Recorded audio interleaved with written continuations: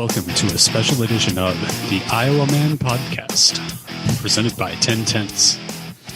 Welcome back to the show, everybody. I'm sitting in the Kanga Motorsports studio. I am Robbie Veerout, and I have, as you can probably see, a bunch of people on Zoom. And I have Adam, Dalton, and Dusty. It's a party. It's a party podcast for a party that Adam to recap, a party that Adam and I didn't get to go to. I was supposed to go to, but then I got scared and backed out. I had no plans. It wasn't just you, Rob. You were supposed to go too. He actually agreed to go. Also, I did not agree to. I just baited. I can find this message. I baited you into it, and you said, "Yeah, man," and then I went, "Oh." JK, guys. Just kidding. He called your bluff, I think is how that worked. Yeah, because you finished your Camaro, and then I was jokingly saying, yeah, I'll test drive it for you. And then you went, yeah, sure. Get some tickets. Oh. Well, I wasn't expecting. It's a warranty Camaro. Wasn't expecting that. Absolutely nothing you do wrong. Just don't hit a tire wall like me. I thought you hit a corner station. With tires. No, it was a tire wall. It was a tire wall around a corner station. So we were both right. I mean, it wasn't like the Mustang at Gingerman. That reminds me, Dalton. Are you part of the DMVR SCCA? Yes, I am. Excellent. Like a member of the... Yes. When I do my SCCA, I sign up for them because they are by far the closest, best SCCA around. You're going to regret that. I mean, appreciate that in a few months. Oh, no. Yep. Adam knows. What did you do to him? I'm nervous. I didn't do anything. But you remember last year I got nominated and got this here Rookie of the Year award? Did he get nominated for an award? Did you know? Am I getting an award? Did you know that there's other awards that you can nominate people for? Oh, I'm well aware of the other awards you can nominate people for. Wait, what's this other award? Now I'm actually... I I It's not a good I'm just saying there's other awards out there. Is he going to get it? Is he going to get it from Booney? Maybe. I don't know. Because I think that's a traveling award, if I'm not mistaken. The email went out yesterday or the other day, and I responded today with my nominations for awards. Oh, good. I'm glad. Nominations or nomination? Happy. There was 3 nominations, but you're at the top of the list, yes? I don't like where this is going at all. Every single person in the DMVR area knows exactly what I'm talking about, and everyone that's not from here doesn't have a clue. I'm from Texas. They remember.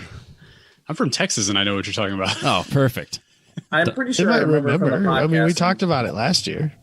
And I'm pretty sure the Z3 guys got this award a few whiles ago. Maybe. I have not gotten a response on my email. I don't remember what the award's name is, but I remember it. You only need to break the car like 2 more times to catch up to what they did to earn it. Or was it 3 more times? I didn't know shit. Jesus. I haven't. I only wrecked one car. But, should have just put a a K engine in there and been done with it. Yeah, I only wrecked one part. Wrecked. Broke another one, but... Yeah, I tried to remember everything that you broke this year, and I just had the more I thought about it, the more little things I just kept adding to it. I'm like, well, no one else is it that bad? Does it have to happen at a racetrack? Because there's a whole list of things that happen out on the way to or from a racetrack. I didn't include any of that. On the way to racetracks, lots of brakes. I didn't even think of that. I could add to that. I could really boost you. You have more than 2 things and you didn't involve the trailer brakes? Correct. So I don't know who's going to get it this year. I just put you in as a nominee for the Wing Bitch Award. Because you found misfortune all year. That's been a good year. So, I don't know. I'm campaigning right now on the podcast for everyone else to vote for you. That's fair. I'll cast a proxy vote via the Texas region as well. Oh, yeah. There you go. Can I vote myself in, Booney? I think the board votes. I don't remember. Is Booney on the board? Yes. He is on the board. Booney's on the board. Do they look at it and see who? Do they look at it and see who they had to file the most paperwork for, and then determine it that way? Since SCCA is all about paperwork after accidents. Yeah, probably. I don't know that we had any. That's just it. There really wasn't a lot of events. Yeah, most of Dalton's accidents are not SCCA related. That doesn't matter. None of them. Not for the Winged Bitch Award, no. Absolutely none have been SCCA related. Which makes it worse. You can always do better next year. I don't go to too many SCCA events. Well, the MIDIV. Mid-div. Yeah. But yes. Well, except when you remember to go. If someone reminded me, they change their schedule all the time, and they don't have any good communications for them. Facebook and the website. And Motorsport Facebook, Reg. emails, Motorsport Reg, anything. Just send me an email, any sort of reminder, I would have went. You got like 4 emails from Motorsport Reg. Hey, God help us. Hopefully we'll publish a schedule for 2021 for all of these different racing things, and we'll actually get to stick to it. We'll stick to it. I'll jack the middle of it up, and that's for sure not going to happen. There's no way that that's going to happen. No, we can dream.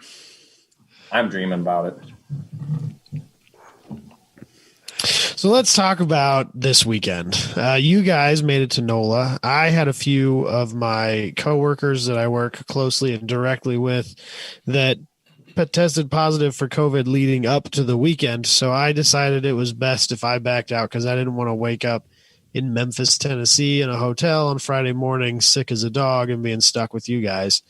Because not only do I not want to be sick in a race at a racetrack, but I didn't want to get anybody else sick. So I ended up having to back out, and that was a real unfortunate deal for me and for Dalton too, frankly, because that meant he had no accompanying adult. Yeah, I need adult supervision. So I know that you had more trailer trouble. What happened? Well, see, to prepare for this event, from the last time I had trailer trouble, I did absolutely nothing. Turns out, it's a strong strategy. Lots of leaders throughout history have done a lot in their lives by not doing anything from one mistake to the next. So and how did that play out for you? So it turns out I lost another couple breaks out of the 4 that were working when we left, out of the 6. Weird. So I don't even remember where we were, but you guys were a ways into your trip. I mean, yeah, we were a couple hours out of Memphis. We were about 10 hours in. So 10 hours in, driving, no trailer brakes, pulling to get fuel, hit the brakes and notice there's puddle under the trailer. So luckily, not luckily because we didn't have all the stuff we need. From last time, we had a whole bunch of plug fittings to block the T's or lines and everything to be prepared to, take her down to 3 brakes. Not to fix it, but to get them down to 3 brakes. You were prepared to hack it even further. Yes. So either way, long story short, that didn't work out because things stripped out, this and that. And then here's Ryan under my trailer and me not working on it because Ryan is the adult in this situation, not me, of course. But luckily at the gas station, the guy's like, oh, there's no Napa, like 2 blocks down. So we just went down 2 blocks, had a really nice parking lot to fill full of brake fluid. And we got some nice lines to bend. And in all honesty, we were only working on it for like 45 minutes. It was pretty great. And we had all 4 of the 6 trailer brakes working again, not all 6. That's a lot of commitment there. The other 2 still need slave cylinders, and slave cylinders require pulling the whole hub off and jacking it up, and jacking that trailer up with cars on it is just a pain, even though I do have the bottle jacks in the trailer. But more than I want to bite off. So are the 2 that don't work, are they on the same axle at least, or do you just of course not. Sprinkle them in? Wherever they pop up. Are they on opposite sides of the trailer at least? They are on opposite sides of the trailer. Okay, we have at least that you got that us. going for you. That's good. So it's an Iowa trailer. It's got the stagger. It likes to turn left more than it does right. That's what I was worried about. Is that's because I know it came from a circle track guy, but that doesn't mean that it has to turn in such a way. We can't confirm it came from a circle track guy. It came from a grain company. It for sure came from. It was full of dirt and mud crap. They were definitely running. It was registered to a grain company, though. They were running sprint cars out of that thing. There's no way there was anything but sprint cars in that thing. They evade taxes worse. I think it was probably like modified cars or something like that because you couldn't stack sprint cars without pulling the wings on those in that trailer. I still have yet to find out what the hell they were doing that required two 80-gallon air compressors with a 5-horse and a 7-horse motor on them. Like air jacks and tire changes. Mm-hmm. Have you seen this show Breaking Bad? No, I it is haven't. Iowa, but we aren't in South Dakota. Was that in South Dakota? No, I'm assuming meth were on it. Oh, that's right. I forgot about the South Dakota meth we're on it campaign. Nailed that one. Jesus. So where'd you guys stay overnight? We stayed in Memphis that night, so drove 12 hours to about 14 hours. Were you hoping to stay in a town called South Haven? No, we just say that is a suburb of, God, I forgot about this. So South Haven is a suburb of Memphis. And turns out that's in Missouri. Turns out no, Michigan. There you go. No, I'm getting there. Okay. I may have booked a hotel to a different state. Did you mistake MI for MO or MS? Yeah, that's exactly what happened. So I type it in, I get the thing, and I start typing it into the navigation on the truck, and I'm like, what the fuck? Like, it tells us turn around. This ain't right. It had free cancellation and everything, so it wasn't the end of the world, but God, am I retarded. I just think it's hilarious that of all the places you could possibly have picked, South Haven, Michigan was right you next ended to up in Gingerman. South Haven, Michigan with a booking, which is where Midwest Festival would have been, or, you know, like half of the other Gridlife events that you've been to. It's perfectly reasonable that you could have been in South Haven, Michigan, and somehow you were still wrong about it. I think the algorithm has betrayed him because he was in that area previously, so it said, "Oh, you must be going back here." There's probably more truth to that than we really want to know, honestly. Yeah.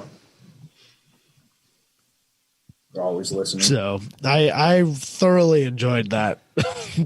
Ryan texts me and Josh and Dalton, the group we have going, and he goes, you guys should ask Dalton where South Haven is. And I was like, what? This is strange, you know? And like, okay, continue. Let's hear this. And yeah, I couldn't believe that of all the places that he could mix that up. That was just too funny to me. So did you actually find a hotel? Yes, in South Haven, Missouri. So how do you find a hotel that has room for that big ass trailer? Because with a 28-foot trailer, we have hell if we just like stop in the middle of the night finding a place that we can actually stop.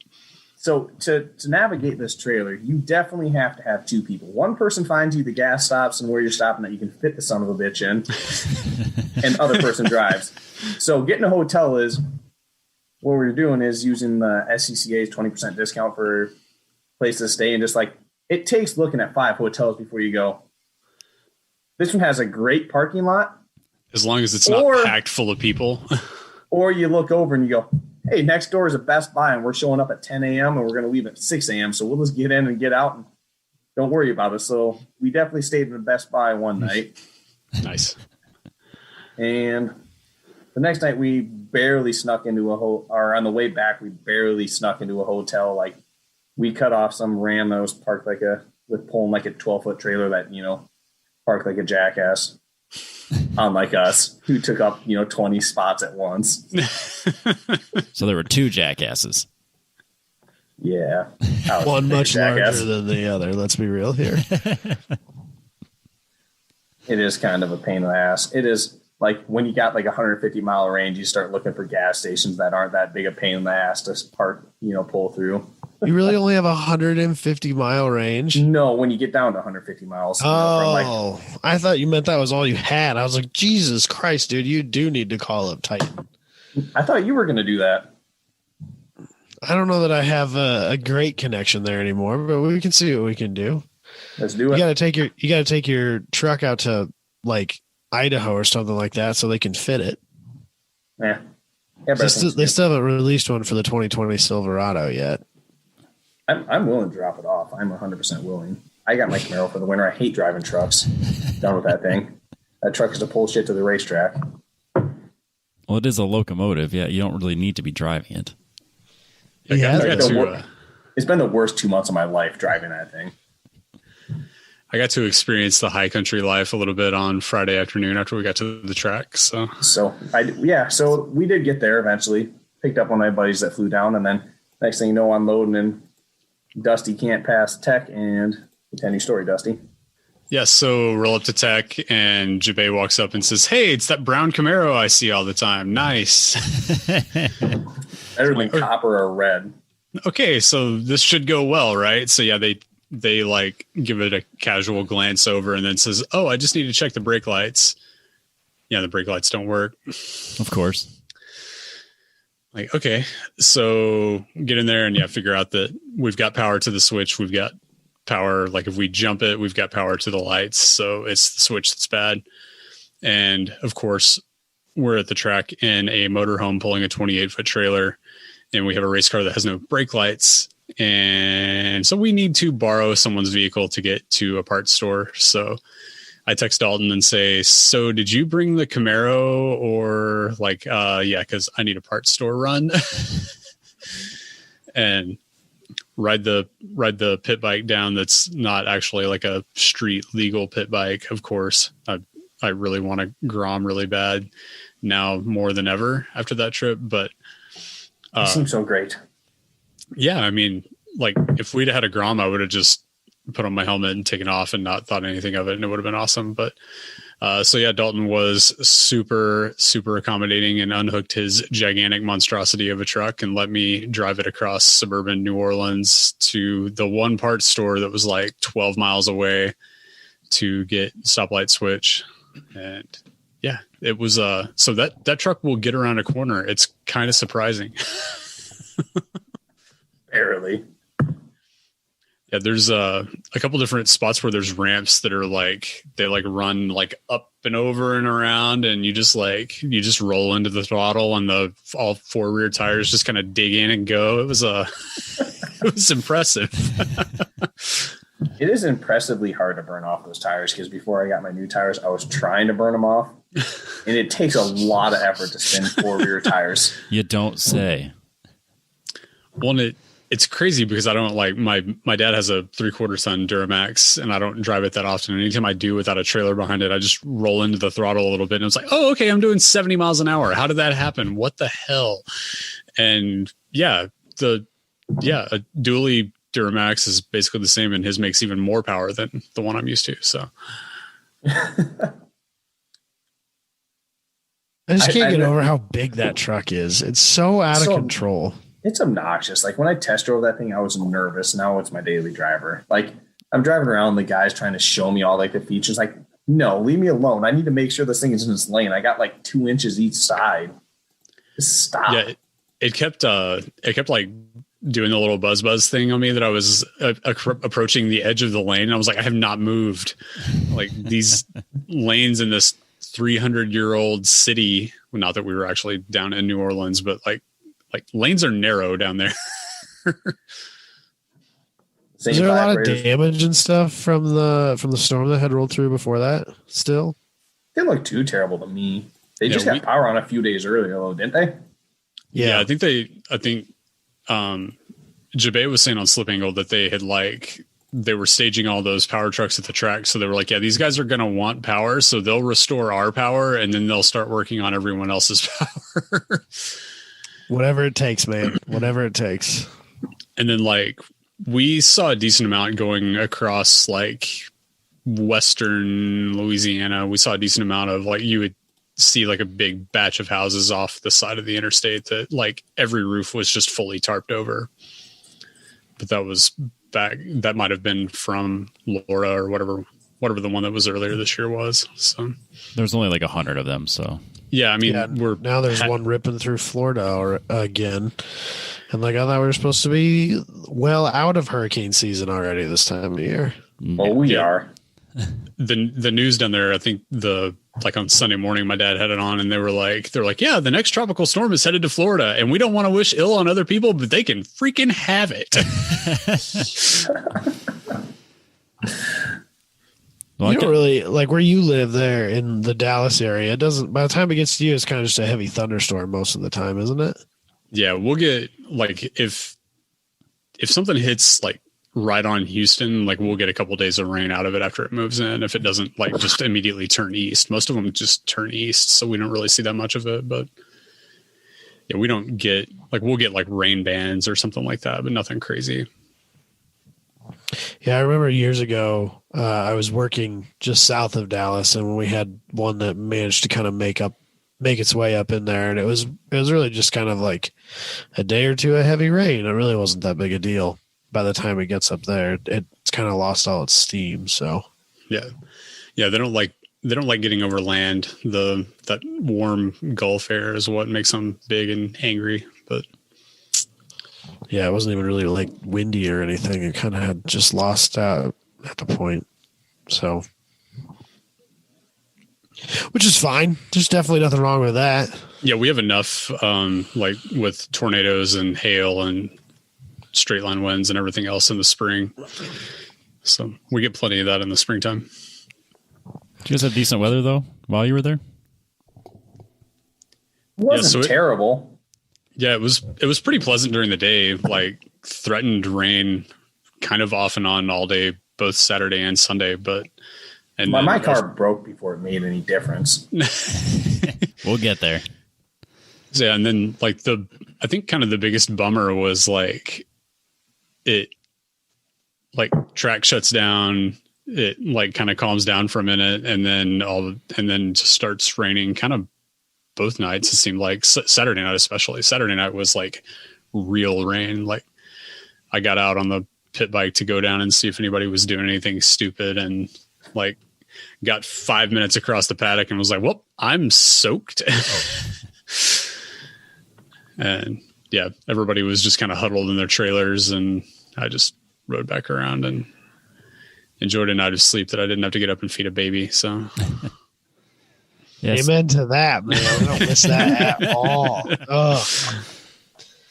It's so much better when they're 4 and they're mildly autonomous, but he's not quite to the stage where I'm an idiot and he can talk back to me yet. Like I feel like this is just the right age, you know, the best it gets right now. I very much enjoy him right now. I don't know how long that'll last though. I say soak it up. Yeah, exactly. It won't take long till he feels like a teenager, I'm sure. No. Now all he does is beg me to play Grand Theft Auto, and Katie's less than thrilled by that. Steal the bus. Just steal the bus and everything will be okay. Have you taught him how to get his money back yet? No, we stay. Screw it. We're here, man. We're here. He figured out how to pick or he figured out what button he has to hold to select guns. And so I told him he's not. If I see him pull a gun out, that's it. You're done. I'm taking it away. And so now because all he really wants to do is drive the cars around. And in his 4-year-old mind, he's just borrowing or taking this car. He's not kicking the person out of the driver's seat and stealing the vehicle from them. He's just like, oh, this is the car I'm going to drive now. Oh, look, this is a red one. I'm going to take it. And so, for the most part, it's fine. And he does follow the no shooting rule. So, which he calls pew-pews, by the way. So that's a thing. But no, it's fine. It is what it is. Going and grabbing a random car every morning is what Dalton does every day anyway. So at this rate, yeah. The difference is that Dalton actually owns all of those. Too bad I only have one vehicle that's drivable right now. I thought your Camaro was done, man. I just got to bolt the front bumper on. Did you get your seatbelt that you were waiting on? Yeah, it's in. I got to put that in too, but it would be done tonight if someone didn't want to do a podcast. Oh, don't even start with me, young man. It wouldn't have been done. I can promise you that. we made you come home from the bar, so I already know what was going on tonight. Yeah, we interrupted his big plans. It's Wing Wednesday. It's basically a tradition. That does sound nice, though. I haven't had wings in a long time. Like one of the Robbie best things doesn't about leave days. his house, so I don't. Like, that's what I'm thinking. Like, I can't do podcasts anymore because, like, what have I done lately? Just worked on my car a little bit slowly because I can't get too deep into it because I got to drop it off at Boonies here real soon. You did Porsche things. I haven't even done Porsche things, so that's been sitting over at Boonies. That's almost done. There's a common theme here. Yeah, Boonie, factoryfabrication.com. A lot of factorfabrication.com. A lot of cars that aren't running. No, I mean, he's doing a lot of work on the Porsche for us, and then once he's done with that, then he's working on the Z. But he's also got, his actual job and other clients instead of just stupid friends like me. But yeah, no, I don't. And stuff. No, I don't go anywhere. Things that probably pay better. Let's be real here. Yeah, I'm sure. Pretty sure everything pays better than Robbie's. Oh yeah, I find myself a deal is kind of a theme here. Robbie was like, I'm going to slide a number over to you on this napkin here. It's going to have 2 digits on it. How do you feel about this? And then, like, 5 minutes later, he was like, let me back in. I was joking. Have you heard of my friend Thomas Jefferson? Andrew Jackson. How about that? Actually, we haven't even talked about it. The price is what it is. I mean, I assume it's a fair price, and I'll just pay it. Oh, at least you know you're getting top-notch work. Yeah, no, I didn't even question it. It must be good. I They run tried. the thing into everything, and they come back fine. To say that car does not look like it's been destroyed like 7 times. No, that whole team does incredible work. So Yeah. I don't know if this is the right promotion at all for you, Booney, but that car does hold up damn great. yeah, no, I swung over there on the way home from work the other day just to kind of talk about with the Porsche and see where we were at with things and just kind of bullshit for a few minutes. But yeah, I even asked him, I was like, so what do you quote me on the front half of the Z? And he goes, oh, it's only the half? And then, like, we just went on a rabbit trail of things and never once brought up money. So it's just whatever it costs is what's going to cost, and I'll just write him a check and we'll call it a day. Around here, you don't have a ton of options to begin with, so it's kind of like, well, Yeah. I mean, what else are you going to He do? wants to charge me $3,000 for a cage, then I guess I won't be racing next year, but I'll have a cage. Safety first. Yeah. So I'm curious how you front half the cage that's already in there. Is he going to like cut the plates out of the bottom and like drop it down, or I don't know. I'm not part of that. it's not your problem? Robbie's not a fabricator. No. Why would you have to touch that? You basically just got because you're gonna do NASCAR bars, right, Robbie? No, I can't do NASCAR bars. Well, I guess I could, but I'm just gonna make it. Do X. I'm following the WRL rule set because that meets the GLTC set as well. So like you can only have one curve on the door bars. So like NASCAR bars are illegal. I don't know. There's a really cool. Of course, it's on my phone, not on my computer. I think Z1 Motorsports posted it. It's a Time Attack like unlimited car that had that style of door bar, and I sent a picture of it to Boone. I was like, just give me this. Basically, just make this cage. So is that going to be the X bars for your door bars then? Not X bars, but like just the two hoops, and then they get tied in the center. I'm doing a absolutely terrible job describing it. Everyone not watching the YouTube video is going to love this. No, dude. I wonder if I could try to pull up a He's picture. making really descriptive motions with his hands, we promise. And even that's not descriptive If you were enough. watching the YouTube video, it'd be great. Guys, hop on subscribe. YouTube. Give them a like. Go ahead and subscribe to the channel too. Yeah, give it a thumbs Just up. Yeah, give me a thumbs up. Click like and follow us for more videos like this. Click the bell icon while you're there. Yeah, make sure smash the bell. So you probably can't. Yeah, that's no way you can see that on the camera. Yep, look at that. That's where Robbie's getting it. Yeah, that's an X bar. Okay, yeah. Kind of. Yeah, that's X bar, right? Is that what they call them? I mean, sort of. Sort of, but not really. But yeah, Let's call it X bar. That's We'll X call bar, it- everyone. we'll call it an That's X the best bar. we know it as, and that's what Robbie is getting. Yep. It comes to an X, and it's going to have some gussets. There we go. Yep. Got to meet all the rules. Gonna meet the rules and be safe. That's all that matters. So what I was talking about was like doing the full welds on the like upper bars to the main hoop. that was the main thing. I like. Oh, getting between the roof and the and the hoop. I'm not sure how he's doing that. Cool. Just need to get a target top. But yeah, it might just be easier just to cut the top off, weld it, and then put the top. Yeah, that's back what on. a lot of people end up doing. And then like all the A pillar on the Z just like holds on with rubber clips, so you can cut that off and weld it back on and not have to worry about like painting it or anything. Yeah, it'll be fine. You just while you're in there, cutting the roof off and stuff like that, you just lower it a few inches to decrease your coefficient of drag. Oops, how'd that happen? That'll be fine. There's nothing in the rules that says I can't do that. That's true. It follows the silhouette still. And a lower coefficient of drag equals a faster car. Just ask Dalton when he brags about how low coefficient of drag his Corvette has. Probably before I put all this aero on it that I half-assed on. The C6 Z06 was the perfect race car whenever it left the factory. So before Dalton got his hands on it. That's what every C6 Corvette owner who's older than 50 years old will tell you.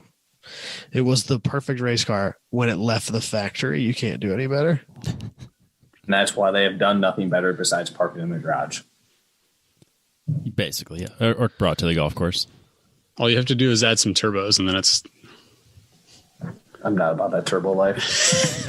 And a wing and a sequential and a giant splitter and a big rear diffuser and I could use a bigger wang and a diffuser, but you just need the other. You just need the dual element or triple element. Then you'll be good.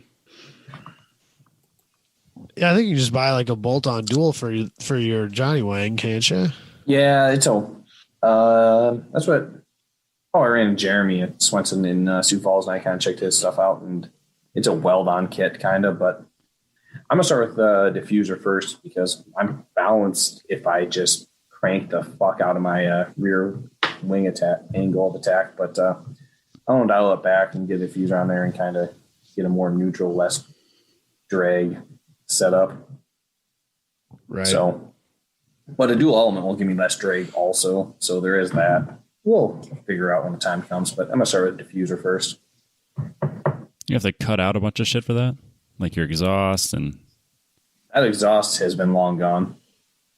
I'm just curious, like how much room you actually have to like actually do a diffuser without cutting out like the whole bottom end of your trunk and all that. Yeah, there's actually a lot of space back there. Is there? Since I don't have my exhaust come out the rear now and I just have exhaust dumps before the rear axle, if I do like the recommended 7 to 8 degrees angle on my diffuser, like I won't have to do anything. Oh, nice. There's all sorts of room back there. Wow. Okay. Now that he's going to be back there with a bunch of stuff taken out, so he's going to have room to kind of mock stuff up and things like that now, so it'll be fine. I didn't plan on getting my exhaust stopping from running out the back. It was just kind of, it fell off and I backed into my garage opening and bent the shit out of it and I had to cut it off with a Sawzall. My garage. So is it even louder now then? Yeah, it's exhaust headers and X pipe and dumps straight before the rear axle. It's terrible. It's fucking deafening, even with the helmet on. Oh, Jesus Christ. 10/10s do not recommend. So is that just like blowing exhaust at your diff? I know. I took my old exhaust because it kind of angled up, so I cut it off and I turned it 180 down. Okay. So it's at least angled towards the ground. It's okay. About as good as you can get. In about 10 minutes.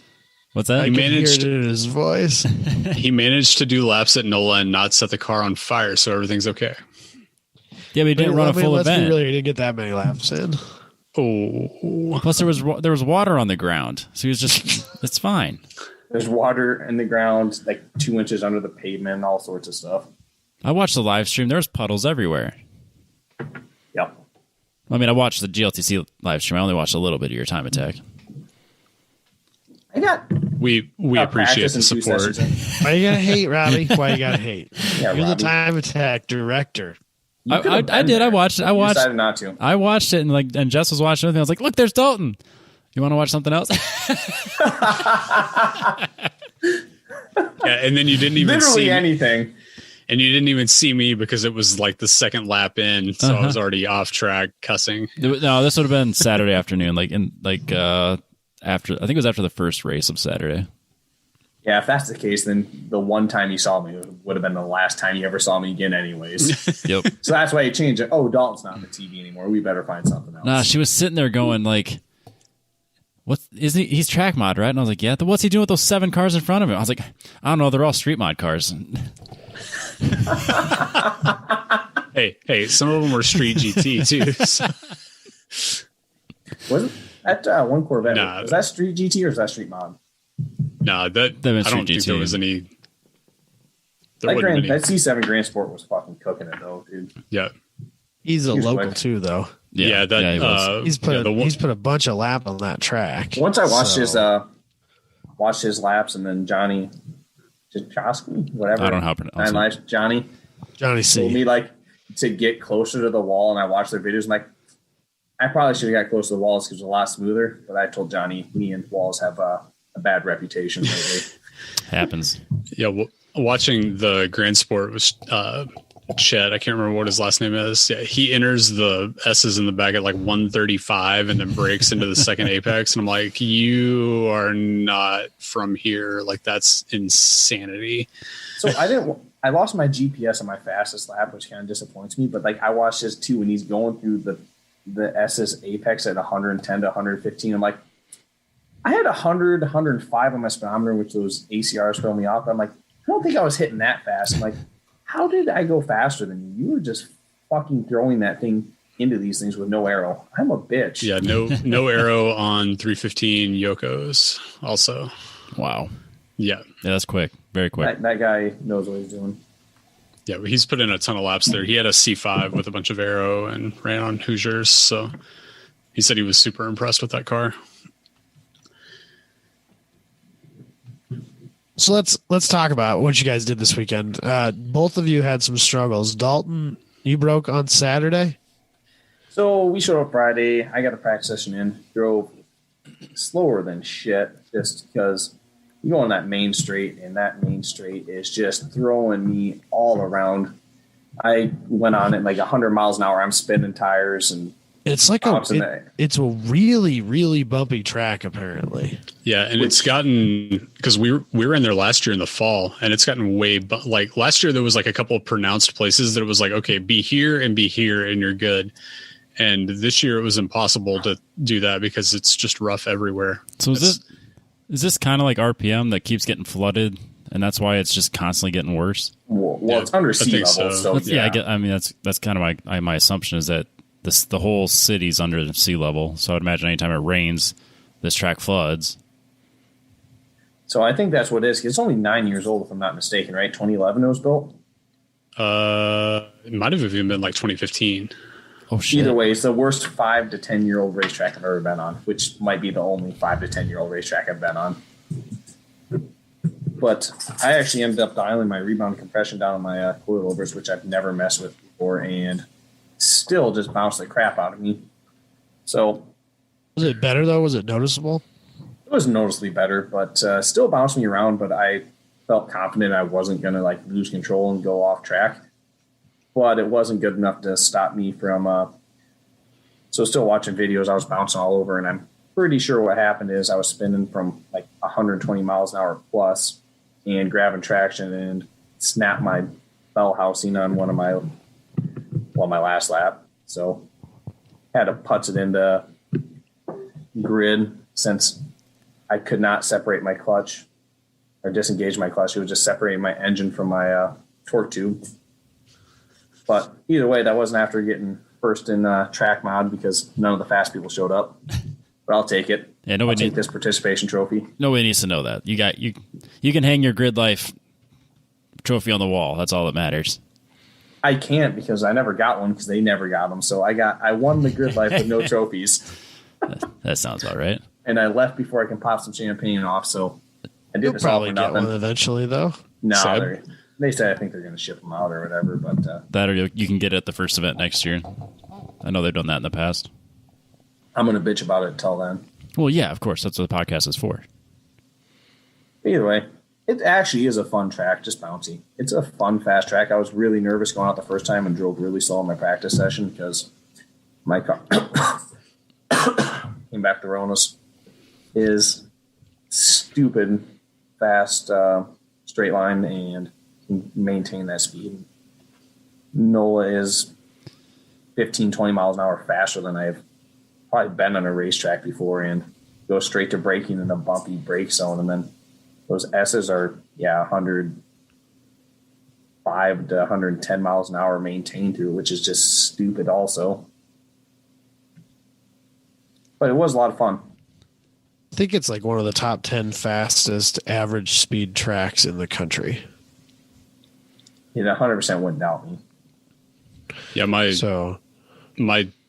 average speed on it is like between 85 and 90 miles an hour, I think.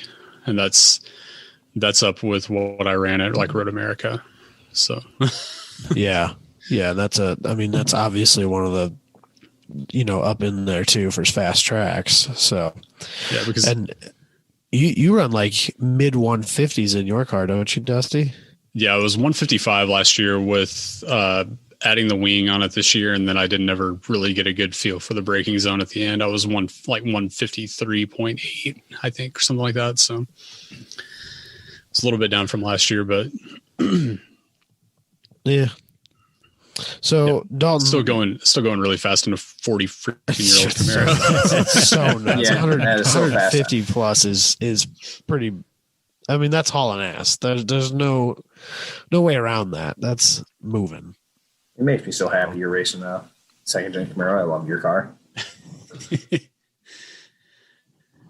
So, Dalton, when did you break your car then? Because it was sometime Saturday. It was the second session Saturday, which luckily, like a lap prior, I did get my fastest lap, but I still was driving like a bitch because, once again, it's by far the fastest I have ever been in a racetrack consistently. Such a fast, intimidating track. So, yeah, 2 out of my 6 time sessions, I broke my car. But I was able to still drive it back to the paddock, jack it up and crawl under it, and it was just vibrating and making weird noises. It was all okay. So you thought you blew a clutch out. I did. And then it turns out that you cracked the bell housing? I'm almost positive it is cracked all the way around, because if I hit my clutch, the engine, if you look at the engine, it will push forward. And if you look at my torque tube or trans tunnel, which isn't really a trans tunnel Corvette, which I have none of my interior in my Corvette. So you can just look at my torque tube and my shifter. It'll just move back like an inch when I hit my clutch pedal. So it is completely separating the two when I hit my clutch. So it is completely destroyed. If the clutch is engaged, the car still moves. It probably is just the bell housing. That's what I'm hoping for. Worst thing is just pulling it apart, because God, fucking that whole torque tube thing. It makes sense for performance, but God, what a pain in the ass to tear apart. Do you have to drop your gas tank and all that? Because I know how much you hate. I know how much you hate messing with your fuel tanks. This might actually be to drop my fuel tanks. I've dropped my fuel tanks like 4 times now. God, those are the dumbest design ever. Those are by far the dumbest design ever. But I've done this a couple times already, because when I put my aftermarket clutch in, we put it all together, and me and my brother were working on it, and it was going to aftermarket with a bleeder slave cylinder. And the new bleeder slave cylinder had a different line on it, leaving you're supposed to put your bleeder on the OEM slave cylinder. So we got it all together. I'm like, well, where does this go? He's like, shit. Because he put the slave cylinder in, I put the clutch on. And we had the whole freaking rear cradle bolted back in, the torque tube bolted back in, everything just like the brake lines bolted back up. Like, all we had to do is, like, we were ready to go. But all we had to do is connect the new Tick master cylinder to the new slave cylinder. It's like, do we have any fittings to make this work and say, screw this brake bleeder or, this slave cylinder bleeder? And it's like, we're looking at it like, fuck, we can't even make anything. We spent 12 hours on it that day. And it's like, yep, I'm going home. I'm going to bed. I'll see you tomorrow, I guess. It was like half the time the next day, though. So we got that going for us. We're good at changing clutches and stuff in Corvettes. Yay. So what's a bell housing cost? With a quick eBay good old search, it was like only $90. Not the end of the world. Is this like a thing? Is this a common problem? Like, is there an upgrade?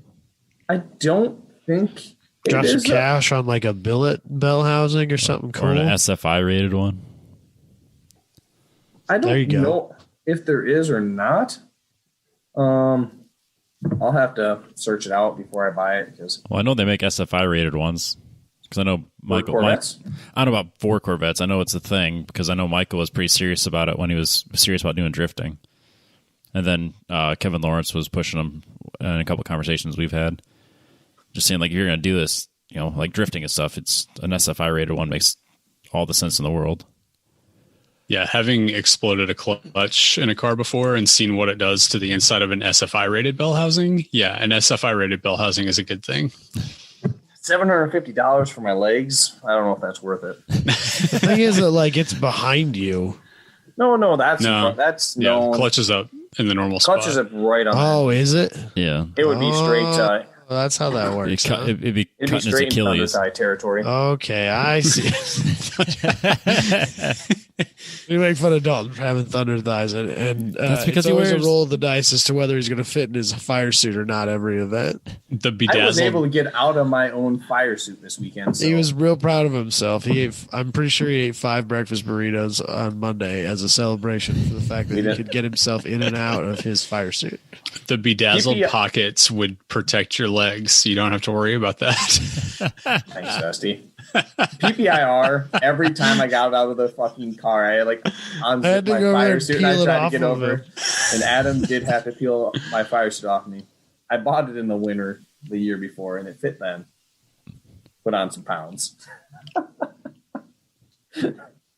No, so I apparently got taller at some point because I had a fire suit that got too short.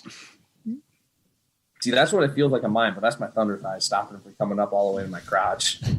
Yeah, it was still baggy. It was just too short. But. You're going to tell yourself, Dusty. Most people get shorter as they age. You need to lay out those breakfast Not Dusty. He hit that 30-year growth spurt. Yeah, it's the mid-30s growth spurt. What do they call those things where you like spin around and you hang upside down for a while and like decompress your spine or whatever? Inversion tables. There you go. Have you been hanging out on inversion tables a bit lately or anything like that? Maybe. No. Maybe gravity. Maybe my head has just gotten like more full of hot air, so it's like pulling that's Dalton. I mean, we could make an argument for that for Dalton for sure. Like, I don't think anybody would argue with that, but I don't know about you. Especially Mr. Track Mod Champion over there. He's got his head's gotten pretty full of itself. He's the 2021 season points leader in Track Mod, I heard. So. I am the 2020 season points champion. I am NOLA Track Mod track record holder. NOLA Track Mod first place. What else do I got going for me here? Man, it's like my head has not gotten that big. First Track Mod car to not finish a weekend because of a mechanical issue. That cannot be true. And still win. Yeah. In the 2021 season. At NOLA also, so that's 2. Track record broken. Have they updated the website yet? Are you on the on the list? Oh, I'll check you. Oh, they have official results. Is that official results on Time Attack News? Time Attack News posted the official results. I don't know if it's on the website yet, though. Boom. They posted it. I won by 4.8 seconds, so take that, other Corvette driver. Spec Corvette. Probably a stock Corvette. Was it a Corvette? I thought it was, or I guess the Tesla moved up into... Tesla was 3rd place. Okay. I was happy to see that he got around me because I did not need a trophy to remember this weekend from. Was that... Come on, man. Was that the same Tesla at PPIR? The white 3? Or the not? There's a blue with white interior, right? No, then I think it's a different Yeah, it car. was blue. I think the one that was there was white. Maybe I'm wrong. Probably. There was a blue one there as well. There was more than one. Yeah, PPIR. Yeah, there was more than one. They are such a. There was a street. Car, there was a street GT car, and I think there was a track mod car. Track records have not been updated on Grid.life. Sorry, Dalton, you're not listed on here yet. Unofficial. So, I'm not at all bitter either that I have a 152 optimal lap in my freaking data. what did Dalton run? I don't even remember. Let me pull this up again. 149.7. 149.7. Not that great. 52 would have been solidly second place. Oh man! Damn. Holy crap! Is that yeah. the fastest that you've? Had you been able to run that lap? Is that the fastest you've ran there? Because I know you've. It would have been there a few times before. Yeah, it would have been 3/10 up on what I ran last year, which was my fastest, and that was with literally doing like a sector of the lap at a time, and then having the car not run right afterwards, and just like So what happened to your weekend? Let's hear about Dusty's. Yeah, so we already talked about getting into tech and the brake lights not working, so that was like the harbinger of doom for the entire weekend. Simple fix, though. That's no big deal. The least of your concerns. That was a simple fix with an hour parts run across town, and then getting the car back through tech and getting out. So Friday practice session, we get out and I do like 2 laps, and the car feels pretty good. So since last year, we added the 9 Lives wing to the back and then added a splitter to the front of the car. And then this was also the first time that I was really working with the Yokohama AO 52s instead of the normal rivals that we've been running for a long time. So I was super excited to see what we could put over last year with the Aero, and then with what everybody else, what everybody says is a stickier tire on it. So Friday afternoon, get out in the session, do like 2 laps, and then like the 3rd lap, come off of a corner, roll into the throttle like I normally do, and it just like cuts, like it was like it misfired, and then it just goes into like a limp mode for like 10, 12 seconds, like won't go over 2,000 RPM, hammer the throttle, let off the throttle, push in the clutch, nothing, will not recover for like 10, 12 seconds, and then comes back around. Weird. Never had the car do this. We've had the fuel injection on for 2 full seasons now. Pick back up, like, okay, that was odd. Don't know what that was. Pick back up and it does it again. So come off track. Like we talk it over. Can't really pinpoint anything. Like, well, we'll look at the logs, see what's going on, and just kind of scratch our heads and see if anything presents itself in the logs. So, look at the data logs, and it's literally just roll back into the throttle, RPM start to pick up, and then RPM just like nosedives back down to 2,000. Air fuel ratios go full lean. It's getting fuel cut off somehow. We're not sure how. So go back out Saturday morning, not really sure what if we've got any idea what's going on. Does the same thing Saturday morning. I think I got like 1 decent lap in on that one that ended up being the 1 lap that I put down all weekend. That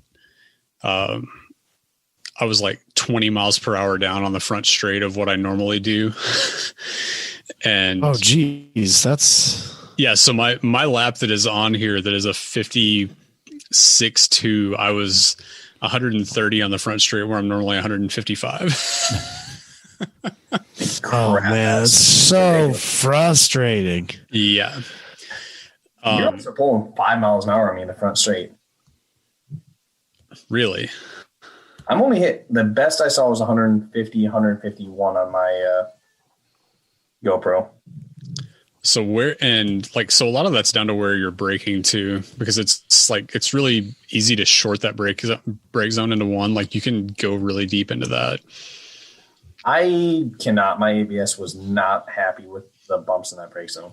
Yeah, I can see that. So our car is it's manual. It's a Willwood race setup. So like going into the bumps on that section, like I could literally hear like the back end hopping on the car into the bumps and stuff. But fortunately it's not like where, ABS would like go into ice mode or something like that. But yeah, mine for a couple of times, like held me up for a full second, which doing 150 miles an hour with no brakes is so much distance and so scary.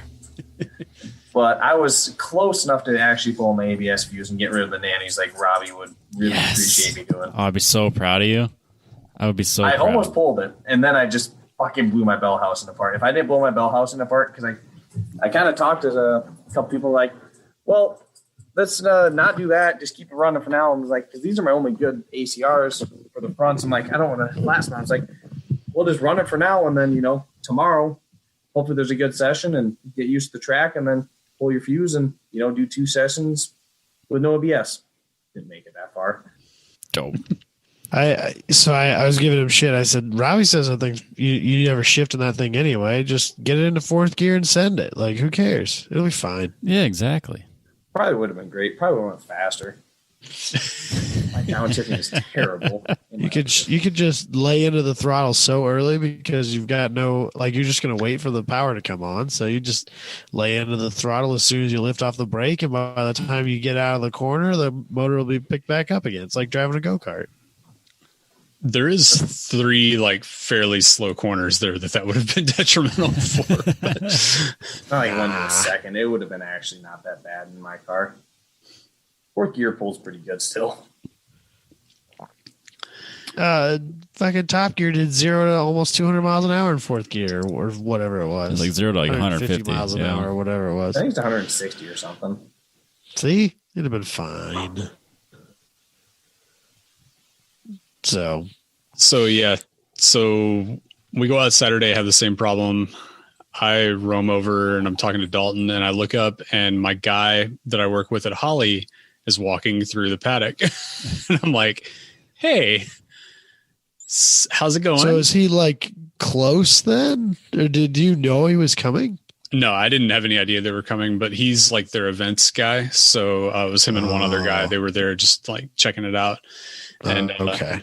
After doing LS Fest and Ford Fest and Mopar Fest, or Mo Party, I guess they call it, they were party. Yeah. They were just out enjoying a weekend where they didn't have to put all the shit together and then take it back down, I think. So, but, so yeah, like saw him, hey, how's it going? So yeah, doing this random thing. So he came over and checked out the tune and ended up like he sent logs and config files to a couple of different guys, and they came back with a bunch of different things, and like we're still trying to figure out what's going on. But so yeah, like through the weekend would go out and think, oh, maybe it's good, and then like get halfway through a lap, and then I with that 56 I ended up gridded like way further down the order than what I would have been ahead with the carbon, doing what I was supposed to do. So like the one clean lap I got, I didn't gap enough on the out lap, and I was right behind the Corvette that actually ended up in second in the class. And I think he ran like a 56 that lap. I talked to him afterwards. He was struggling to get heat in his tires, and I was right up on him like I shouldn't have been in a time attack session.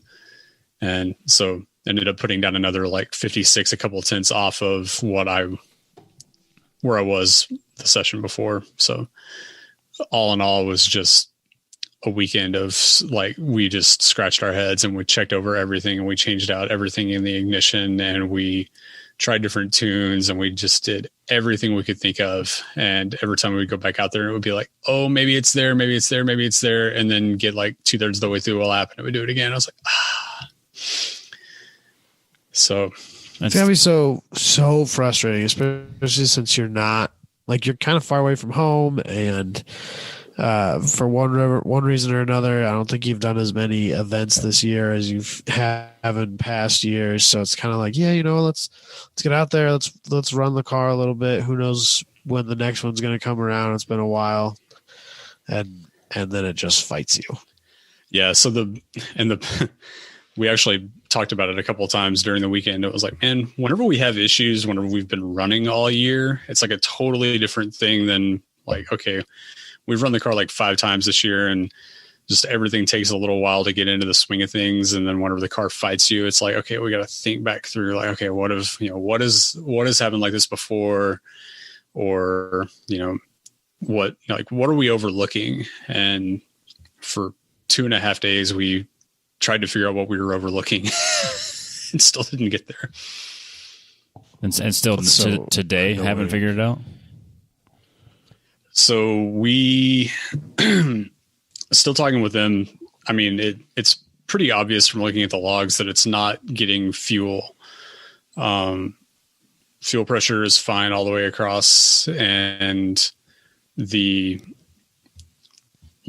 it's sending pulse width to the injectors. Like the best thing we've come up with at this point is maybe something on the injector, like harness itself, is because, and it only did it off of corners too. So it seems to be like G load related. I don't know if we got out on Friday on that bumpy track and just like jarred something loose on a harness or something. It's like we've got another injector harness on the way. And then the fun thing about it is you can't like recreate it without like throwing the thing into a 1.2 G corner and then like letting it come off of it. So we're going to get to go pay all sorts of them, right? Yeah. So we're going to get to go like pay for a track day to test it out and see if it's fixed or not. So race cars are fun. Gross. Great. Anybody listening to this that doesn't have a race car, you should build a race car. It's fun. Yeah, it's fun. Next thing you know, you buy a $6,000 trailer and then you have to buy a $70,000 truck to tow it. It's the best. Can't think of a better way to spend my money. And you said your fuel pressure is consistent like the whole time? Literally rock solid straight across through entire thing every time. Not like is that run on high pressure like a normal fuel injection, or is that kind of like a in-between carburetor throttle body thing? It's 40. We have it set at 43 PSI. So and it's full mat rock steady and it's still messing up. Yes, literally straight across. That'd be so aggravating because you don't know what it is. Then you're throwing blindly at this point, which sucks worse than anything. Yep. Yeah, we were hoping that it was something ignition wise that was like intermittent, like, okay, it's losing spark and then it's just taking it a while to like, because it's losing spark and dumping a ton of fuel in under a high load situation, and it's just taking it a while to recover. And yeah, we replaced every piece of the ignition and yeah, still did it. So what a pain in the ass. I'm sorry. E-Man just tagged me in a comment and said, I think Dalton Klein's hitting on me, and he snippied out to say, I want to do it with you so bad. It would be the best ever, which is terrible. That's a weird thing to say. Yeah, we'll have to have both of you on the show next week. Just let it be a shit show. I'm trying to keep myself contained to myself, but I can't stop myself from laughing at that. Maybe just keep your phone over yonder. Just be in the moment. Kids these days with their short attention spans. Yeah, it's like he doesn't even care about the show that he's on, that we dedicated all to him. Selfish. It is his show, apparently. Yeah, it is my show, so maybe you guys are ruining my show. Just do whatever he wants. Yeah, we're going. The Iowaman podcast. Exactly. Going back to getting him. It's so terrible when you eat the microphone. Oh, no. Back to you having a big head. I do not have that big of a head. Once you get like 3 beers in you think you're like the best driver in the world. And that's how you can convince you to let me drive your car. I was willing to let you drive my car sober. That's fair. I'm pretty open with my cars, which is probably a bad idea. It's not the best. I'm only person that's wrecked my cars, so that's at least good. That's true. I'm cautious. I'm much more cautious than somebody else's car. Yeah, but Josh blew up a motor. Technically Josh blew it up. I wouldn't blame that on Josh. My one sponsor, GM Warranty. Got my back. So Dusty, how do you like your Willwoods? So the brakes on the car are one of the things that, like, after we got it sorted out originally, it just works. Like is that like a pieced together system? Yeah. So we met one of their guys that does their events at an Optima event back in 2015, Mike Hamrick. And at that point we'd been drag racing the car and we were doing road course stuff with like 4-piston Dynalite, like the lightest, tiniest brakes they offer for a Camaro. Hell yeah. That's what's it was up. like, it was drift car brakes basically. I don't even know that I would go that far. So he was like laughing. He couldn't believe that we were running on a road course with those brakes and like managing to haul the car in. So we've worked with them through like 2 different upgrades over the years and gotten up to the 14-inch crazy 6-piston setup and using their master cylinders and everything else. And, you know, it's one of those, we've worked with them on each kind of iteration of it to make sure that it works both for the car and for me. So like whenever you go to the race setup with the manual masters and everything, like the sizing of the master cylinders and your rotors and everything, or your caliper sizes and everything, like are critical to how much pressure you can put on the pedals. So like me, I'm 150 pounds. I needed a certain way to be able to put the right pedal pressure in to get the right pressure at the brakes. And like we've had really good luck with them all along the way.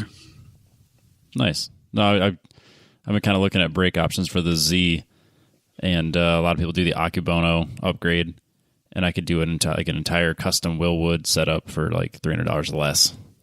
Yeah, So it's crazy. I'm totally leaning that way. I'm just like, I could use Akebono 370Z track rotors. The what are they, like the 14-inch by 1.25-inch rotors, and then just the 6-piston Willwood calipers, and it's still like $300 cheaper than the Nissan Akebono setup. Yeah. So that's kind of where I'm leaning, because I think I can knock that out. And I just was curious what luck you had with them. Yeah, that's what I've looked at I've looked at like doing the factory Brembo setup or something on mine, and then the more I look at it, I'm like, I could just get all new stuff, and you know, we've had really good luck with it on the Camaro. So that's good to hear, because I got the base model, and then you could do the Brembo upgrades, which is like barely any better, and then you could do the Akebonos, which would be the 370Z upgrade, which is like 14-inch rotors, but they're still 4 pistons, and then you could go all the way to like the actual Brembo big brake kit, and those are like $3,000 for the fronts, $3,000 for the rears, and that's not really in my budget. But then the Willwood was like the same price as the Akebonos, and it was just like for a 6-piston setup, it seemed pretty damn good. And nothing like putting $6,000 worth of brakes on a $5,000 car. That's what we all do. I put $2,500 for the suspension on a $2,000 car, so I don't even want to hear it. Not gonna lie, I mean, I don't have a $5,000 car, but the best thing I ever did was put good brakes on it, because the one time I had brake fade and just went off track at 100 miles an hour, I'm just like, this is getting fixed now, because it's getting hard to be competent, and I don't want to wreck a car for something I can control. No, I mean, I want to wreck it because I'm an idiot and hold it flat to the floor when I shouldn't. Yeah, but it's got to be your own fault, not the car's fault. Yeah, I would have been pissed if my brakes failed and it was the car's fault, not my fault for being an idiot holding it flat. Wasn't it something also to do with like the pads you have to use with the factory calipers, or maybe the rotors were just incredibly expensive, so that it like didn't take that long to be cheaper to buy a really nice brake setup? So these AP racing brakes, which are not the radicals that are most expensive, it's the middle line, but they've been nothing but amazing for me yet, like no complaints at all, and I don't treat them the greatest. But on your Corvette you're talking about? My Corvette, yeah. But the OEM ones have padlets, they call them, and the fronts have the front left, and each has 6 pads. The front right has 6 pads, and the backs each have 4 pads apiece. So there's 20 brake pads you have to buy if you're going to change the brakes, and they don't have that much brake material. It sounds like some Corvette stuff if I've ever heard it in my life. And they sold it off as, oh, it has more surface area, so it cools faster, which it probably does. But they also, like, the factory OEM pads, if you were like going to call it G-Lock or any one, which, and I didn't call G-Lock at the time because I didn't know about them, but like if you call the normal manufacturer, like getting brake pads for that car was like $900, and they were like a half-inch thick of pad material because that's the best you could fit in the factory pads. And I like the best thing I ever did was put these AP racing brakes, and now like these G-Locks last forever, and they're like at that rate you feel like they're giving them away when you buy pads from them after you heard what they wanted for OEM pads. Shit. But those are great. And then I always laugh when I see people like, oh, I'm going to put Z06 brakes on. They make a adapter kit for this. I'm like, don't do it. Don't do it. I sold my OEM calipers like that were thrashed and overheated and fucking chipped and whatever for like $400 and some dollars. Like, yeah, you can have them. Just get them out of here. I'm never going to like. It's like a really common thing with like S10s and shit like that. Like, oh, I'm going to put a Corvette on there. Like, but why? Like, they're okay, but there's better out there. Like, I would never put OEM Corvette brakes in anything. Yeah, I couldn't believe they have 6 pads on each rotor.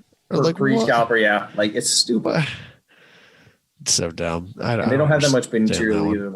It'd be like 3 track weekends and you're replacing brake pads, and there's no way that's what they use on the race cars. You know, like I wonder what's on a C6R. Oh, they're AP racing. Of course they are. Why wouldn't they be? That's funny. I think that's why a lot of people that race Corvettes get the AP racing because that's what a Corvette race car runs. I didn't really know that when I bought it, but either way, they work great. Except they run the more expensive ones. The C8R runs Outcons now, though. That starts. Yeah, probably. That's a whole drama in the Corvette community. You guys won't understand. Nope. That's big money stuff. Yeah. Did you know, Robbie, that Dalton has like a neon Corvette sign in his garage? I think I did because on the first time we had him on the show, he was going to go sit under it, but he couldn't get his internet to work in the garage. Is there anything in this world that's more like stereotypical Corvette owner though than his flaming neon sign in his garage? No. Yeah. Except maybe like don't go in there. You're going to lose your internet. It's not going to work. In there. I'm going more stereotypical Corvette owner, which is right here, which I'm going to have to bring. Oh, yeah. New Balances. New Balances. Hawaiian shirt. Atta boy. I'm in. When was that this weekend? Is that your Halloween costume? Wait. Denim shorts. You already had those. Where was that this weekend? Costume? I forgot them on my counter because I woke up late, like Adam, and I was getting yelled at. Whoa, hey. One of these days I'm going to buy you. I still have it saved on my Facebook. There's a link to a company that makes Hawaiian shirts, and you can have them. You give them a picture, and they'll put your car on the shirt. And someday I'm just going to break down, and I'm going to buy you a Hawaiian shirt with your Corvette on it. I would wear the living fuck out of that. I want that Larry Chen photo now on it. Just that fucking... The reason... And I also have a Corvette racing hat I would wear with this also. That's in my closet, though, so I can't run it. Does it have a Punisher logo on it? No, it just has the C6R racing logo on it. Oh, okay. What's with the grid, the pit lane at NOLA? Is it covered? Because it looks like that picture that you had of the picture that Larry Chen took of your car.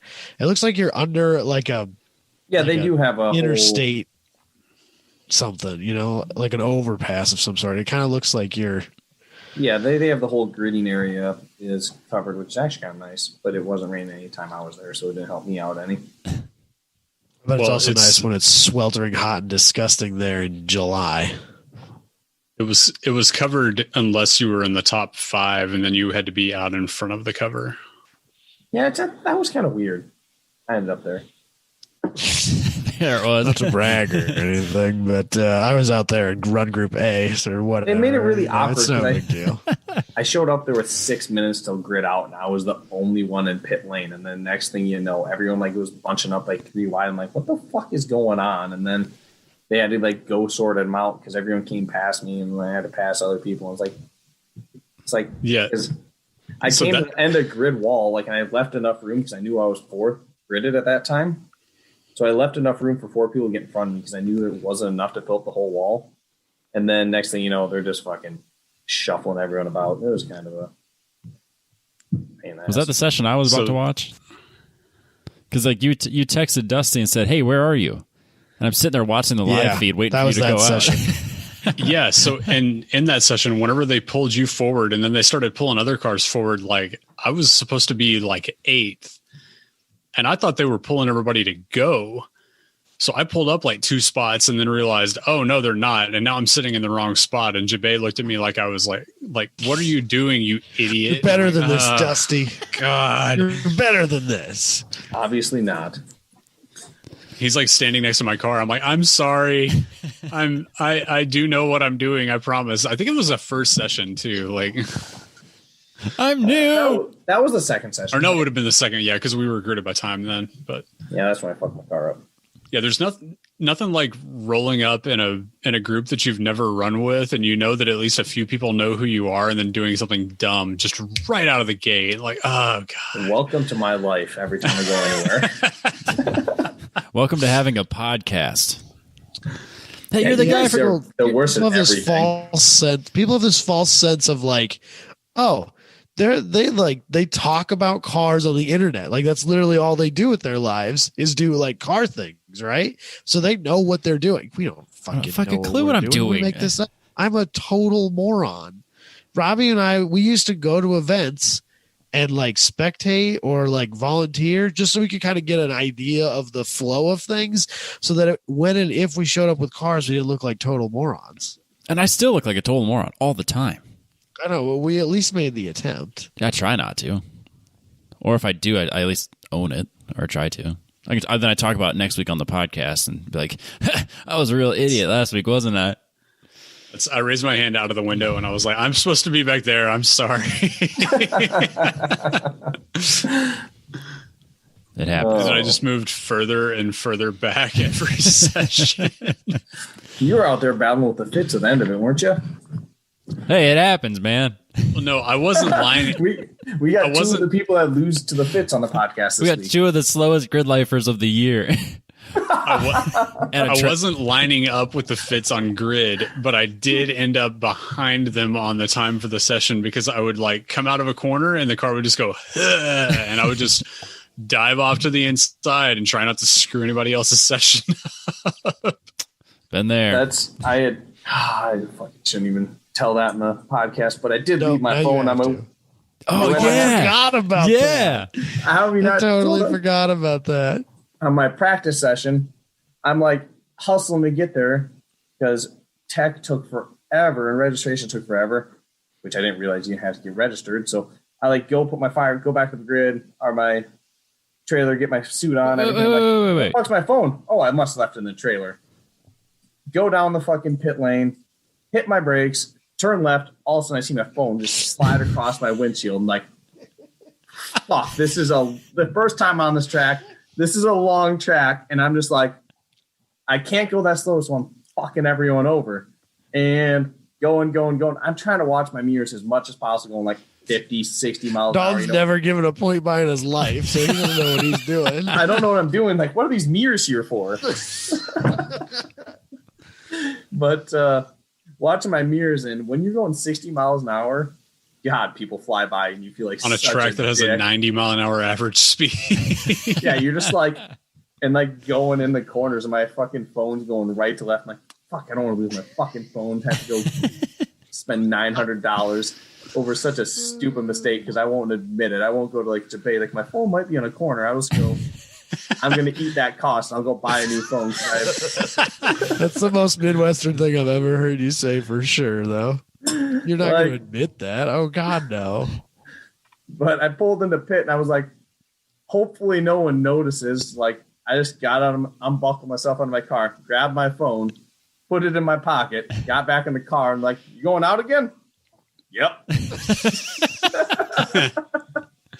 At least you got it back. Now I am. Corner 1, 2 times did I do the rest of the track under 60 miles the whole way that weekend. 1 session did I go the whole way through full speed.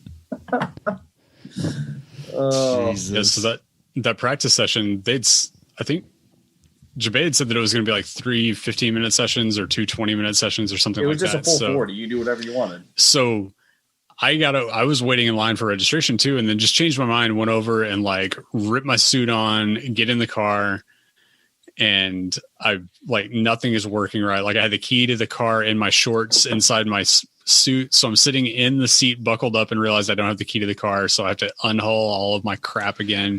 I'm surprised that car still has a key. Thinking the same thing. Yeah. I mean, since we drive it on the street, it seemed like you still have to know what you're doing to actually start it, but you know, it's kind of cool to be able to podcast. Mine's zip tied to my transponder in my car. So if you want a free Corvette, you can have it. Well, it doesn't run right now anyways. Oh, it runs. It moves under its own power. You just can't use the clutch. Fair. Yeah, it goes everywhere. I moved it on. I drove it on the trailer. It's just like I have a fuel pump switch, so I turn it over, turn the fuel pump on, let it run for a little bit, and then it'll run for a couple of seconds and then just die. And then I just do that a couple times onto the trailer. He's bumped that car onto the trailer using the starter engine before. It's fine.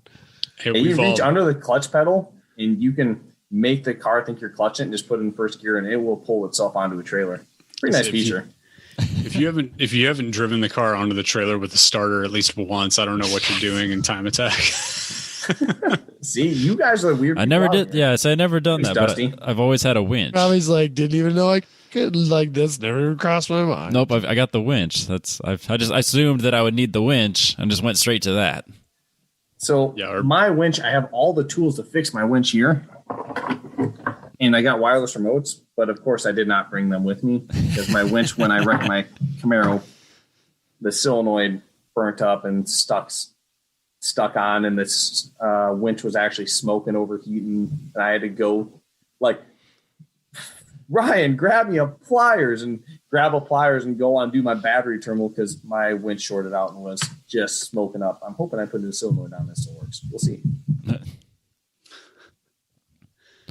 So it didn't like dragging a 3-legged car into the trailer. With we one got all wheel turned 3 cars completely out. There's 3 cars were on my trailer that none of them were in good running condition on the way home. Yeah. What other car did you bring home? Yeah, Dalton's home for wayward automobiles. I have other automobiles in my backyard that aren't mine too, is the worst part. You aren't wrong. So Ryan blew the motor up in his S2000. His K-swapped S2000. I'm a little bit surprised that Andy Spedgar didn't make him swap a motor out while he was out there, because it's kind of what Andy does. Oh, it's a Honda. There's 100 of those engines within a 50-mile radius. I almost guarantee, because he talked to Andy a few times over, like when he puts AO52s on and all that stuff. He'd be like, I got to go ask someone that knows what pressure I need to run these on. Like, where are you going? Andy Shack, and just takes off. And he dropped 4 seconds on those AF52s that were run all year. He cycled the crap. He dropped 4 seconds on those off of recently RS4s. And yeah, she did quite well in street class for a car that was supposed to have a wing, and some asshole lost his mounts. Yeah, I wonder who that asshole was. The same asshole that painted it orange instead of black. Or his blue car. Wait, what happened? So Ryan normally has a 9 lives wing on his S2000. Yes, right? I remember that. Which was like literally the only thing that was putting him in street mod. Yes. Now the engine swaps of the same manufacturer are allowed, because before it's a K-swap car, so before he couldn't do that, but now he can. So he went and he bought a CR wing replica. CR was like the competition package for the S2000. It had like a different bumper and like a semi-functional wing on the back of it. Yep. So that came in like Wednesday before I painted my Camaro on Saturday. I was going to paint my Camaro. I'm like, dude, if you drop it off, I already got the paint, the primer, clear. He's like, I've got black and I've got orange. I'll paint it one of those 2 colors. And Ryan was like, whatever, dude, surprise me. And so Dalton painted it orange. Of course he did. Because I was like, you know how I feel about orange and blue together. So I don't think that, because he was like, let's take a vote. What do you guys think we should do? I'm like, well, you know what I think you should do, because, blue and orange. He just needs like the $70 eBay poly lip on the front painted orange also. That way there you go. Balances out a Photo little orange bit. Number 2. So, but then Dalton left the mounts for the wing at the body shop at the painters, and the guy wouldn't let Dalton go in there to get him. And so Ryan didn't get to mount his wing on his car or use it this weekend. So it disappoints me so much. It would look so good. I actually think it'll look good. Or just ridiculous, which in my mind is good. I'm fine with it. I think it'll be fine. Right. So there's a couple runs on it, which sucks because the person that painted cars for 8 years. Whatever. That's a whole different story. But we cover the runs with 9 Lives Racing stickers too. Who hasn't done that? So Ryan did pretty well, though. He ended up, third in street? Oh, he did get third overall in street. If he didn't blow up, I think he could have pulled a second. He wasn't too far off a second. I can pull up the times here, but he was 2/10 off second. So if he had a wing or didn't blow up, he would have got 2/10. So yeah, there was 3/10 between the top 3 in street. Oh wow, that would have been so cool if he could have, been able to pull that out. He was only 3/10 off of Josh Holka. Yeah, no, never mind. No, Dale said he was like light years ahead of everybody else. Well, it's because that car it's like 400 wheel and it's a street car. Yes, I was looking at the 10th column and not at the seconds column. Never mind. It's been a second and third were close. that car's a class breaking freak. Yeah. We talked about that when we were at when Dalton and I were at Gingerman. Yeah, it's built to the absolute limit of street class. Yeah. Oh yeah, it's a complete street class built car. It's ridiculous, but he does it well. Yeah, very well. Yeah. So that's 2 of the cars. What's the third? My guy I want to have so badly. Phrasing. E-Man. Phrasing. Your best friend. New best friend. Yeah, I love E-Man. We had a blast this weekend, but we'd save that for another time. That next week. I'm driving down there and. Like, Adam and Robbie met E-Man, good friends. He runs a petrol box and super cool guy. Sponsored you guys before and whatever, but I never met him. And he is like super intrigued to hang out with me and Ryan. It's like, there's got to be something wrong with this guy. Does this guy have any friends or what's going on here? He's like super popular. Why does this random guy want to hang out with me and Ryan? Whatever, we kind of go and he's messing. He wanted to experience the legend of the Iowaman. You guys talked me up too much. Then I think. Well, and he. I think you lived. No, you lived up to it for sure. And we were. Adam. I overdid the expectation you set for him. Yeah, and Adam and I weren't there to like control you at all. So you've had like 10 beers while on this podcast, and I know that's like you slow compared to what you were this weekend. So E-Man got to experience you in full swing. Oh no!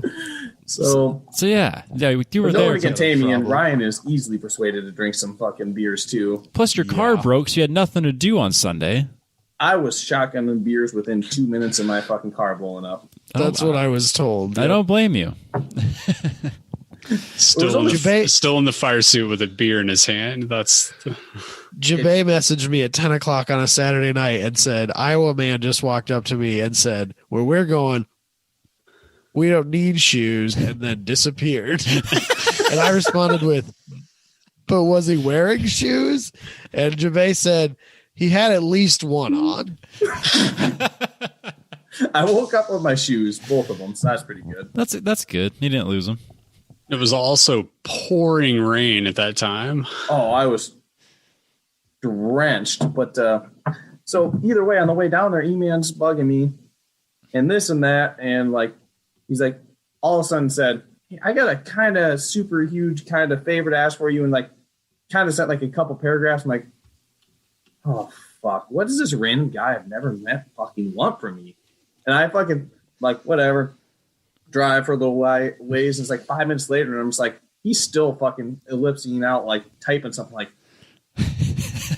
fuck. I'm like, Ryan, I'm too nice to say no to fucking anyone. Like, what did I sign myself up for? Like, dude, we're going to be going fucking across the fucking state, something or another, because I won't say no to fucking anyone. No. And I screenshot it and sent to Adam. And like, Adam, what did you do? But turns out when he got down there, his Volvo had rod knock and this and that. And he was trying to get a rental truck and trailer to get it down there. But no one would say, oh, we'll rent you out a truck or whatever. So, like, and he just wanted it brought back to, closer to Ohio, my house, and a little closer and a safe place to store so I didn't get towed or have to deal with it in text. I'm like, what are you driving and how much does it weigh? And he's like, oh, a Volvo station wagon, 3,400 pounds. Like, get that bitch in here. And ever since then, every time I got off track, I had a beer handed to me and or a margarita, one of the two, and beer to shotgun, and we went down to Bourbon Street and we had a blast. It was a great time. E-Man is great. He's a dangerous man. Oh, it's terrible. He has already told me that we need to hang out every Gridlife and PRI. Anyone that joins us, just beware. Yeah, I wish that we could go to PRI this year. I wish that PRI was a thing because I have a feeling that Dalton at PRI would be a great time. With E-Man? It'd be Absolutely. A fucking blast. So we need to drag Dusty to PRI one of these times too. Yeah, I gotta work on being able to go to PRI for work. Yeah, SEMA's too overdrawn now. It's too much. It's too far. I don't know. So, I still like being able to haul a car out for SEMA and be able to play with it after the week too. That's true. Even though it's the most murderous week ever, but you're not going to bring a car to play with it at PRI. I'm not. That's one big distinction. I'm not taking a vehicle that I care about to Indianapolis in December. No, don't do that for anything. No. I don't blame you. So. Well, boys, I don't know. You got anything else we need to talk about? We're kind of losing Dalton here. He's starting to play with his dog. And my dog just based on the number of F-bombs he just dropped, he's clearly getting a little drunk. I'm not drunk. I don't know what you're talking about. I can blow for you. Yeah, you got a breathalyzer with you? I want to know. That's such a responsible thing of you to have. He's got one, like literally within arm's reach of where he's sitting. There's a breathalyzer. At all times. That's a whole different story. We can get that after I blow. I only got 2 seconds here.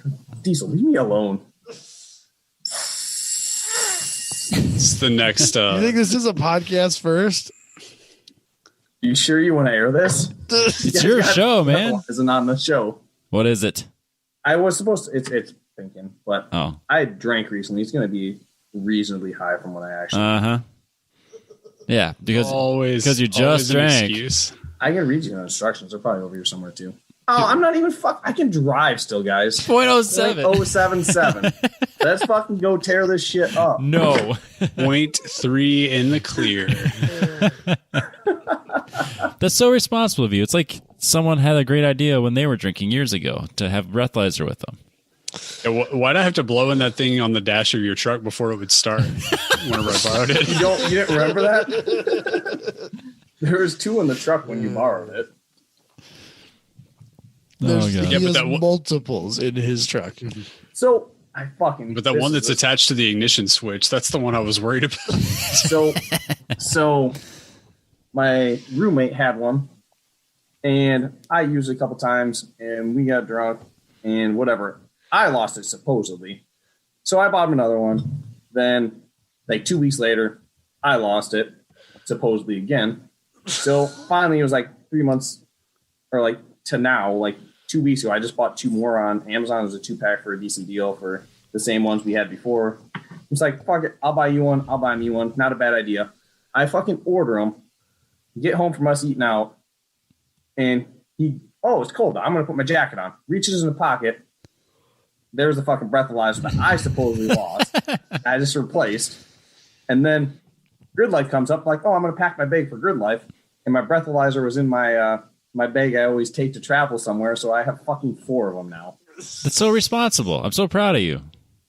Now you have no excuse. One it's more like a party trick to see how drunk you can get at this point. Yeah, I know. Really, I was going to say, what's your high score? I lose them before I can get a high score. Oh, man. I would love to know what you were at about Saturday night. Saturday night. I don't know if I made it to midnight, but before, when I was fucking strumming or fucking waddling around or whatever I was doing, I might have been 4 low that fucking night crawling around. Like, I don't know. If you could have got me to blow, it would have not been great. It was pretty bad Sunday morning when you blew, so. Yeah. Friday, Saturday, Sunday, I blew like a .04 when I woke up, so. That's too much. Actually, Sunday that's the side of like grid life that Robbie and I have never really experienced. Yep. So we don't have the debauchery stories. Yeah, we're boring. Get you in on that. Nah, we'll just live vicariously through you. I'm good with that. I'm good. I'm not about that life no more. I'm about being there for it. Yeah. I was over he on hid the as far away as possible. Were you on the quiet side? I was on the other half of the paddock with all the old people. Next to where my tent would have been. Kids. Next to the you still get sticker bombed. Yeah, next to the 500 bucket trucks. We did when we pulled up. We are just like, fuck, we'll park in this grass next to E-Man and park there, whatever. Then he stole my truck to go get stuff, and then they noticed when he pulled out, like, made major grooves in the grass, and we like I look and like, we parked our truck on a drain, which means we are in the lowest part of this grass in Mississippi. And like, whatever, that was like a little into, we need to go do a practice, do this. And the next thing you know, we were drunk, too late. Next day we wake up and then start sprinkling, like, Ryan, we only got 30 minutes to move this before our next session. Like, we hustled and moved that thing out of there, and that thing had like a foot of water in that patch of grass where we had the trailer parked right on top of. It was such a good deal that we moved that before we got trashed. We would have been like asking JB to pull us out with his toter home the next day because it was bad. Yeah, because it rained Friday night overnight too, a pretty good amount. So yeah, whenever I rolled up over there on Saturday morning, I was looking at your truck and like at that big ass trailer and like, I hope y'all are planning on moving that. The trailer's pretty absurd, isn't it? The first time I saw it moved without me driving it was this weekend when Ryan moved around the paddock when I was helping E-Man move his Volvo, and God, that thing is obnoxious. So yes. I rolled back over there on Sunday morning, and it wasn't in the same spot it was. I was like, oh, I wonder if they already took off. And then I just like casually glanced across the paddock, and I saw the back section of it sticking above like, everything. Yeah, there they are over there. Okay. I was like, okay, cool. They're still here. I'm tall enough to where when you see the height limits for semis and stuff, you do a second take on them. There was one bridge that we went under on our way to Pikes Peak that I texted them. I'm like, you guys need to go around this spot. I don't think you're going to clear. And they were all arguing with me about it. It was like 13-foot flat. And I was like, it's not worth it, guys. Like they were within a couple if I'm inches. Wrong, like, you don't want me to be right. Whose car is in the penthouse? That's the question. I think it was Eric's. Eric's Miata was up there. Eric's car, yeah. Oh, so he wouldn't have cared. He sold it already. So yeah, he sold it right after that. He sold it from my house, I think. Yeah, I think so. Yeah, so on the subject of PPIR, we managed to get all the way to a racetrack and back pulling with the RV and didn't that have was any, the other thing I need to ask. How is the RV life now that you've been successful with it once? Oh man, it was especially never going back. Especially during a global health crisis, it's amazing because we took showers. Yeah, so I only went in at gas stations just to drop off a credit card and did not have to use the nasty bathrooms or be around random other people that much. So with new baby at home, it's awesome for peace of mind. So yeah, I don't know if we were hauling to Road America or something like that. I don't know that I wouldn't prefer in a normal situation to just pull with the truck just for getting in and out of places and stuff with a 40-foot RV and a 28-foot trailer behind it. it's worse than a semi because it's hinged in the middle instead of the gooseneck up at the front. So we didn't really have any close calls, but it's just like you go to pull in somewhere and you're like scouting every single inch of it to try and figure out where you're going to get, because it is another level of just kind of a high wire act whenever you get off the highway. But yeah, it ran like a champ the whole time. Race cars are fun, right? Looking up where you're going to go fuel up and all this stuff. Oh yeah. Yeah.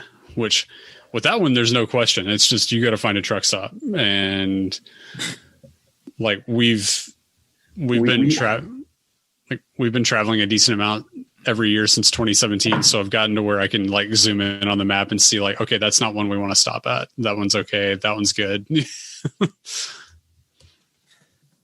We search out and try to get like the $1.80 diesel, which like we can save 40 cents a gallon on diesel. If we stop here, that's like $15-$20. And like, when we fit in there, like, ooh, if we pull in straight on this end diesel pump, we can get it. And we did some pretty questionable things and blocked off a lot of people from pulling in the gas stations to get save $10. Hey, that's a gallon of daiquiris. That is a gallon. No, a gallon of daiquiris is $25. I want okay, to so say you do that 2.5 times. It's a gallon of daiquiris. I saved enough money on diesel on the way down there to get a gallon of daiquiris. Is I think you bought 2 instead of just 1. So you didn't. Oh, we definitely bought 2. By we, I think I did, because I was drunk and just offered my card up. Yeah. E-Man said that you were awfully generous with the drinks for everybody. Yeah, but it wasn't just me; it was my other friends too from Wells. So, well, that's there's good. 3 of us being generous, so at least there's that. That's good. Yeah, I told Ryan after I got back with your truck from my parts store run, I was like, yeah, I'm going to owe him a drink later. Ryan was like, I don't think you got to worry about that. I think you'll have plenty. Yeah, it was a fun time. Oh, Dalton, I love you. So I never thought that I was going to be, because I've known Dalton for years. Yeah. Never thought that I would still be hanging out with Dalton at this point in my life. But here I am. So tell us. Hung out a little bit too. What's that? You used to hang out a little bit too. A little bit. Yeah, back in the skating days, back at the skate park. Fruit looting days. Hey, planks maker. Good old days. So tell me about this sticker bomb of death that seems to have lingered around the track. It only takes 1 session after you get a 10/10 podcast sticker on your vehicle. 10/10. Let's make sure to Tenths. that 10/10. Tenths. JB's TS. As in, I'm pitching a tent. Yeah, that podcast. Yeah, that's all it took. That was the death of me, Dusty, Ryan, Dusty. Did never recovered. Yeah, it did kind of get worse after the sticker was applied, because the last session I was determined to get a clean lap. I was like, I'm just gonna like baby it. I'm gonna do whatever I can, and it just kept doing it. If anyone ever gave me a 10/10 sticker, I would probably have it on my car. We had stacks of them forever, and you didn't take I've requested multiple times from you, so I don't. You also requested orange long sleeve T-shirts, and that's been on the front of the store for how long? Oh, I have a fire suit now, so I don't need that. Pretty soon you're gonna be like, I got my own vinyl cutter. I don't need your stickers. I just need your data. I sent that to you already. I'm going to get it from James anyway, so I have to deal with you. Oh my god. Yeah, don't worry. We'll get you some 10/10 podcast stickers before next season. You can put them right over those 10/10s. Just slap them right over it. Deal. So yes, Saturday night I go out in the rain to get the pit bike back out of the trailer and ride down to the other half of the paddock with all of the fun people. And then I come back. And then I come back, and there is right next to the latch on the back door of the trailer, there is a 10/10 sticker on there, and it was not there whenever I left. I was like, what the? And then, he got outed on the group later on, I think. I don't know who would have told them that was your trailer either. I don't know how Jonathan Burchard knew that could have been your trailer. I think who took the picture? Wasn't me. That was Dalton. It was JB. I got that from another person.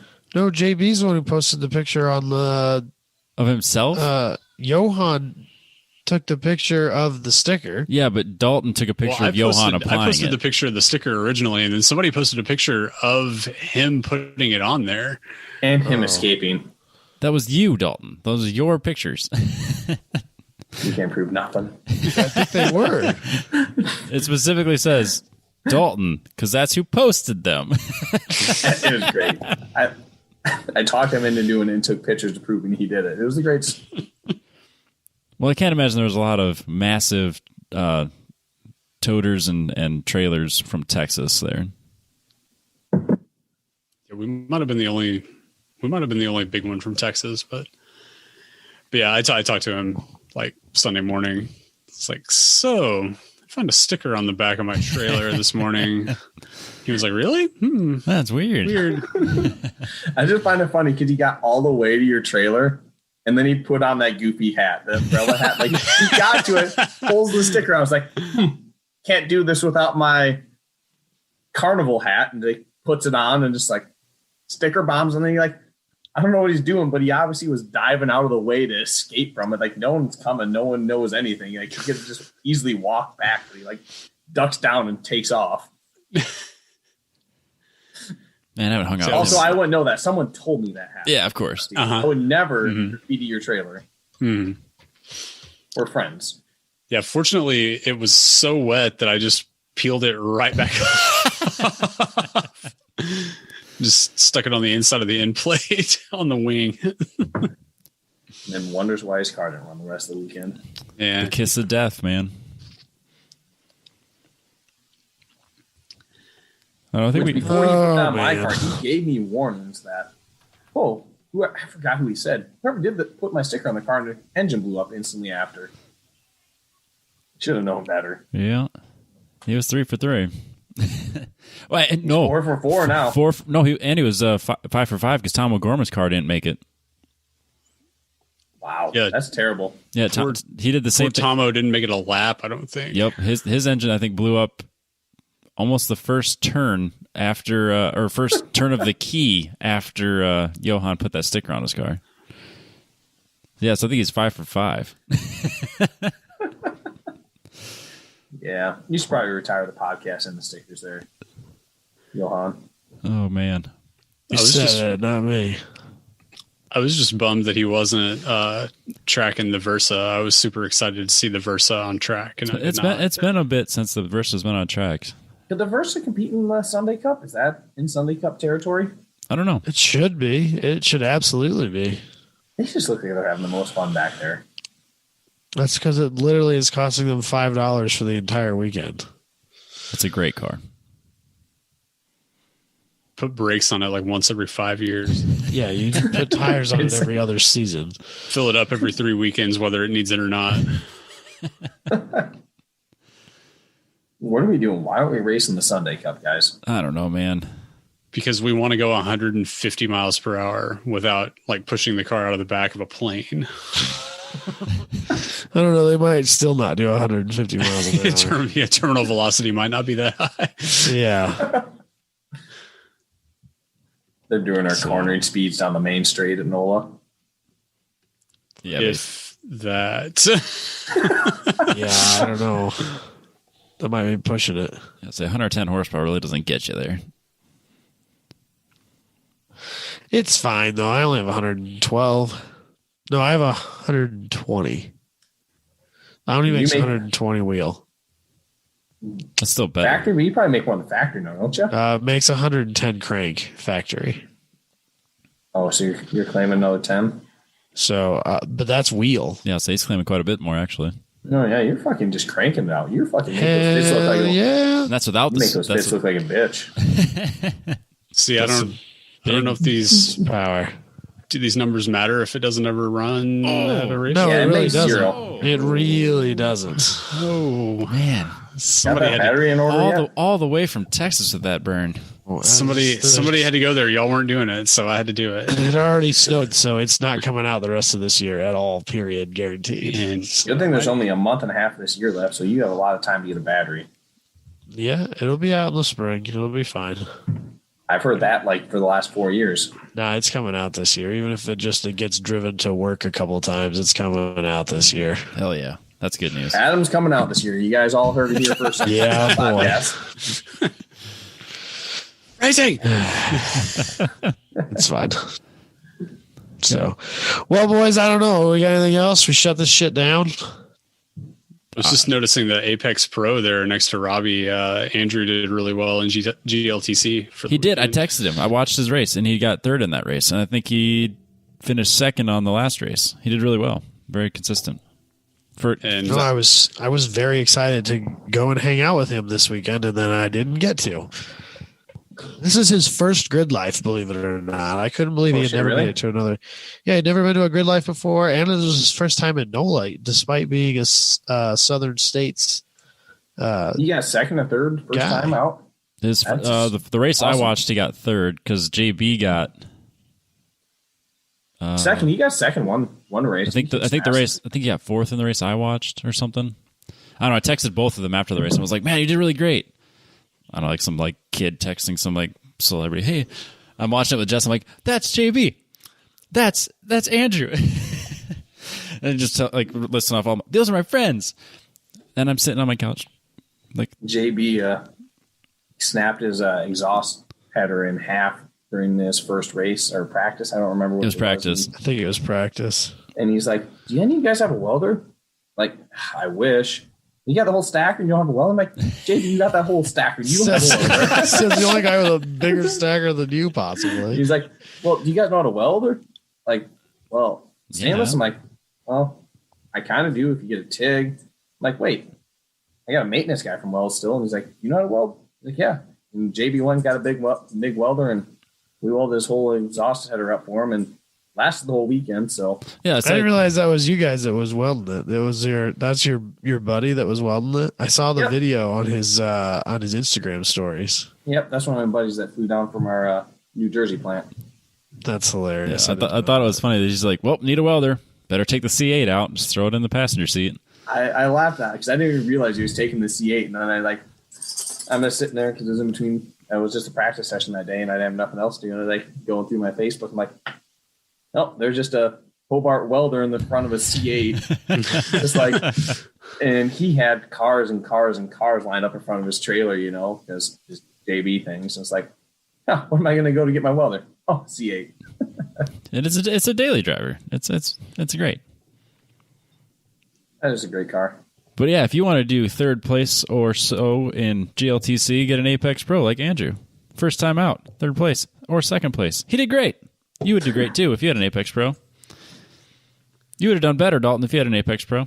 You would have had I would have if I had an Apex Pro and didn't blow up. They are actually great, and I appreciate all the times that we borrow it, and I should man up and buy one. I'm not going to deny that at all. If you do, you can use the code. Data, and you can come out off track and look at it and see exactly where you're being a bitch, which is pretty much everywhere. Every fast corner. I cover it up with lots of horsepower and lots of brake.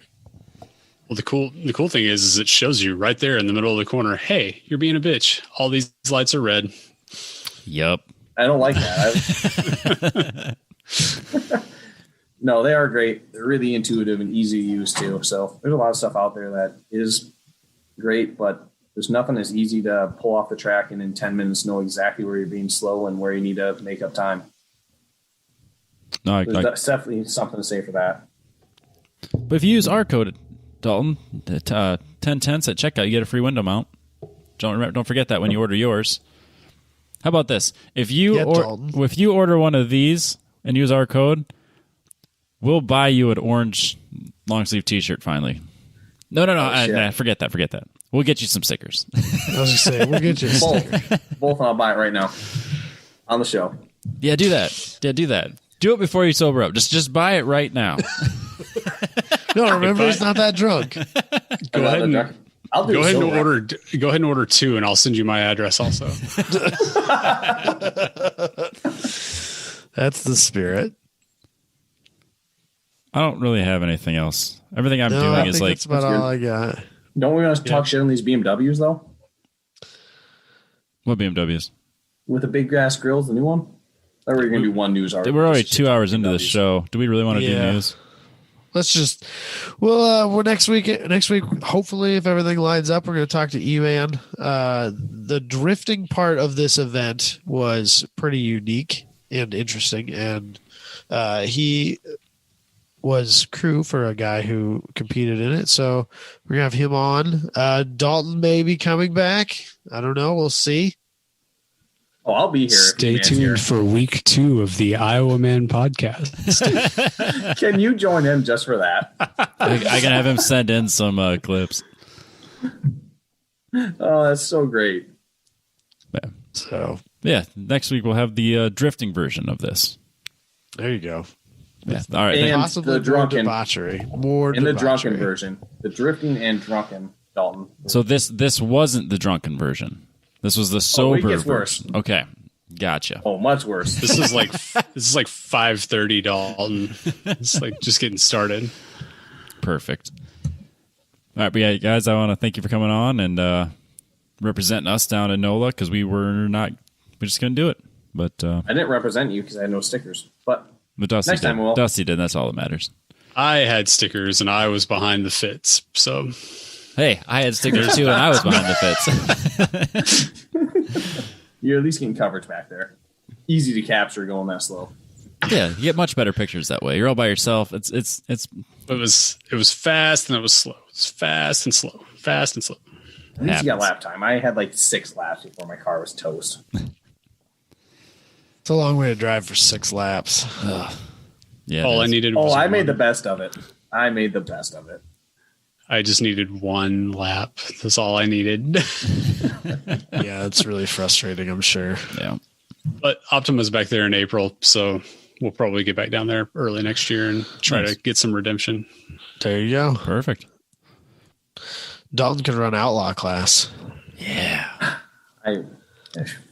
Yeah, I just got to decide if I'm going to build a shorter wing mount or put the spoiler back on or just like ditch everything out of the car and run outlaw and get my ass handed to me by a Corvette.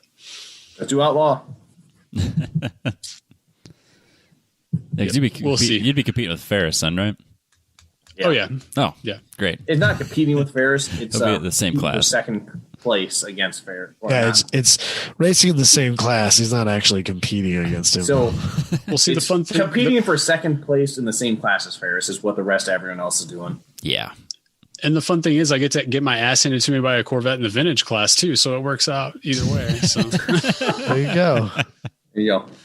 Right back at home. Wherever you go, Dusty. There's a Corvette for every class. So that's a podcast for another day. Definitely. how to build a Corvette for every class. That's an interesting concept. Just do it. So I guess that's been a discussion on Slivingo before, but yeah, I mean, basically the only class that you can't win in is street. That's because it's not allowed. They used to get a Camaro. Although I argue that if you would swap an Ecotech into it, you might be able to do it because that's still a same manufacturer swap, but it's a 4-cylinder, so that puts it in street. Would that be legal? But you couldn't do turbo. Could you do a turbo Ecotech in a supercharged? I'd have to read the rules. Because you can't put a force induction in a non-force induction factory car. So if you got like a ZL1 or ZR1 or like a C706, could you put one in?